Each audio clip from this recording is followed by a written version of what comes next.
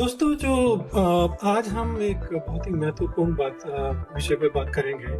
तो ये सब कुछ तब शुरू होता है जब शादी के 1 हफ्ते बाद ममता काफ़ले भट्ट जो वर्जीनिया यूएसए की रहने वाली हैं, एक नर्स हैं और वो जो है अपने घर से लापता हो जाती हैं। ना कोई पता चला, ना कोई संदेश। ममता के परिवार ने पुलिस में शिकायत की लेकिन कोई सबूत या रास्ता सामने नहीं आया है। ऐसा कैसे केस कैसे मतलब हो सकता है कि एक जो शादीशुदा औरत है जिसका पति है उसके साथ उसकी बच्ची छोटी है और वो गायब हो जाती है और उसका पति जो है रिपोर्ट ही नहीं करता पुलिस को और ये सब चल रहा है। बहुत ही सनसनीखेज केस है। बिल्कुल रमेश, बहुत ही विचित्र टाइप की ये घटना है। और ममता का केस एक ऐसी पहली है जो अभी तक सुलझ नहीं पाई है। और जबकि हमारी इन्वेस्टिगेशन चल रहा है यहाँ पे यूएस में, और मेरे ख्याल से ये वर्जीनिया के किसी टाउन में वर्जीनिया ये घटना वर्जीनिया हुई है। मानसास करके कोई शहर है आई थिंक। और ममता एक जो है, मतलब जो जैसी रिपोर्ट्स में आ रहा है, ममता एक बड़ी खुशनुमा टाइप की लड़की है, हमेशा हैप्पी सी रहने वाली। हाँ, गायब है तो वो उसका तो। कोई पता ही नहीं चल रहा ना, तो मतलब कहानी हम्म। तो बहुत ही विचित्र, इसीलिए मैंने कहा विचित्र है। और ना उसके फोन का कोई ट्रेस मिल पाया अभी तक। हम्म। आज हम इस केस पर के हर पहलू पर जो है चर्चा करेंगे, और ये समझने की कोशिश करते हैं प्रमेश यहाँ पे कि ममता के साथ आखिर हुआ क्या, क्या हो गया, वो क्यों गायब हो गई। हाँ क्या वो तो सुरक्षित है या कुछ अनफॉर्चुनेट इवेंट अब हो तक चुका हमें मतलब जो बात डिटेल सामने आए हैं ममता का गायब होने का केस काफी अजीब है क्योंकि है? अब तक कोई फैक्ट सामने नहीं आए हैं।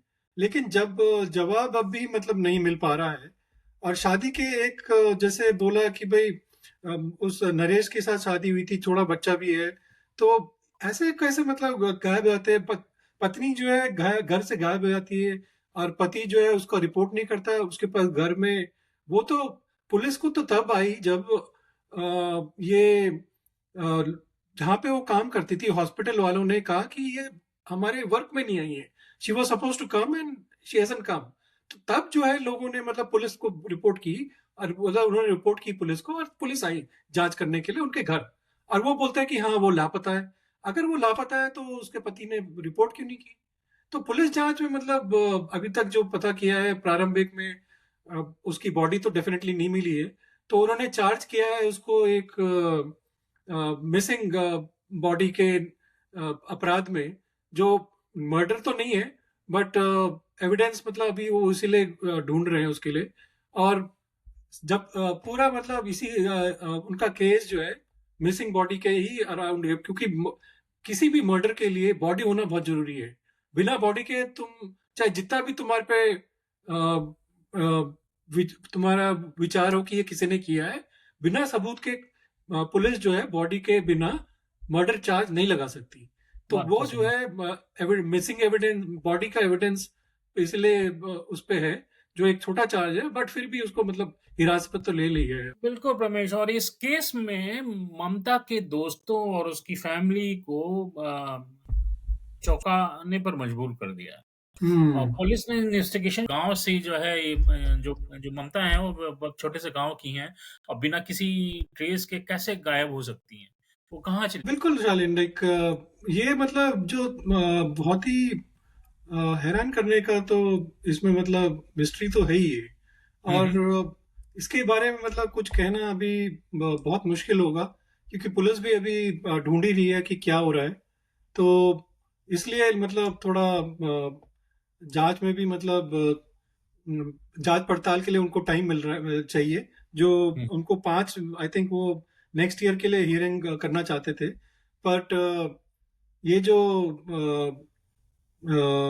नरेश उसके लॉयर्स हैं वो क्विक केस को लाना चाहते हैं। मतलब उनका ये है कि हमारा क्लाइंट जो है वो निर्दोष है और उसको जल्दी से जस्टिस मिले। तो उनकी एक थ्योरी है कि इनके मतलब इतना टाइम ना दिया जाए कि ढूंढने के लिए। तो ये वो उनका सारा पूरा डिफेंस है। बट पुलिस के पास क्या ठोस सबूत है, ये भी पुलिस ने अभी तक किसी को बताया नहीं। रमेश जरा इस केस की ना थोड़ी डिटेल बात करते हैं, मतलब इसको समझते हैं। हाँ, मतलब ये जो अभी तक पता है, यही पता है कि वो गायब है। हम्म, और वो जैसे मैंने बोला था पहले कि वो जो है हॉस्पिटल में पास उनको जाना था एक्चुअली, उनकी ड्यूटी थी, और वो ड्यूटी पे नहीं जाती हैं।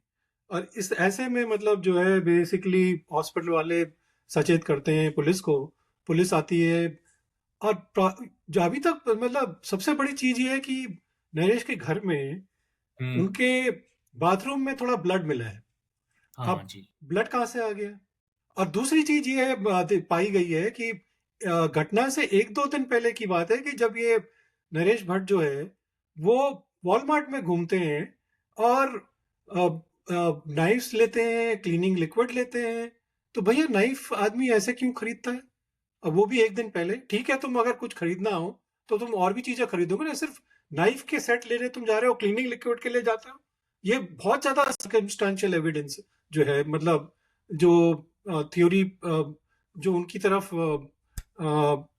मतलब पूरा घटना को मतलब कर रही है ना कि यही एक केंद्र बिंदु है। तो I think that is the central point of the whole thing, कि भाई ये जो इन्होंने पूरा रचा है, तो ये बॉडी कहाँ इन्होंने छुपाई, ये किसी को नहीं पता चल रहा है। तो ये भी एक थ्योरी है कि इन्होंने क्या मतलब कुछ अटकले लोग लगा रहे हैं या इन्होंने डिसॉल्व कर दिए।